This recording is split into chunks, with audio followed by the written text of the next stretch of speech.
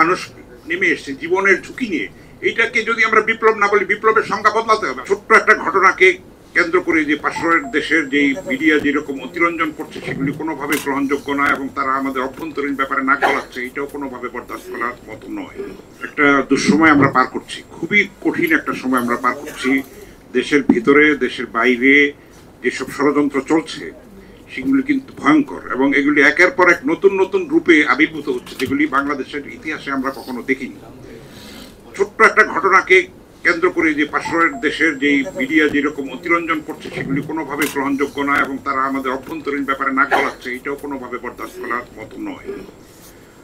লেখক শিল্পীদের ভূমিকা আমরা অতীতে যা দেখেছি উচ্ছিষ্টভোগী হিসেবে দেখেছি, এবং যতগুলি পুরস্কার আছে, সম্মাননা আছে রাষ্ট্রের, তারপর বিভিন্ন সংস্থা, সেগুলিকে ভুলুণ্ঠিত করা হয়েছে, কদর্য করা হয়েছে, অবনমন করা হয়েছে।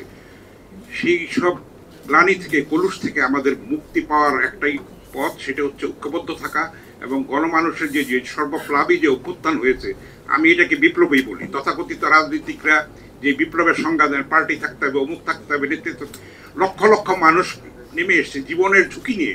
এইটাকে যদি আমরা বিপ্লব না বলি, বিপ্লবের সংজ্ঞা বদলাতে হবে, আমি বলি সেটা। আগেকার সেই টিপিক্যাল, আমরা একসময় অ্যানালগ ছিলাম, আমরা এখন ডিজিটাল হচ্ছি। ফলে এই যে মানুষের যে চেতনা, সেই স্পিরিটটা যদি আমাদের পলিটিশিয়ানরা না ধারণ করতে পারেন, যদি তাদের ছাত্র জনতার ভাষা যদি তারা পড়তে না পারেন, তাহলে রাজনীতি যদি ব্যর্থ হয়, তাহলে দেশও ব্যর্থ হয়ে যাবে। সেটা কোনোভাবে উই কান্ট অ্যাফোর্ড দিস। আবার একটা এরকম ঘটনার জন্য হয়তো 50 বছর 100 বছর অপেক্ষা করতে হতে পারে।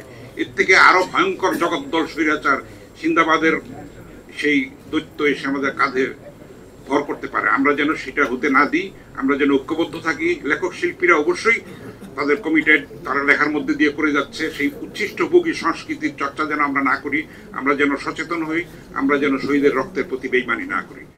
সংবাদ, ফিচার ও অনুষ্ঠানের জন্য ভিজিট করুন সংবাদ প্রকাশের ওয়েবসাইট এবং যুক্ত থাকুন ফেসবুক পেজ ও ইউটিউব চ্যানেলের সঙ্গে।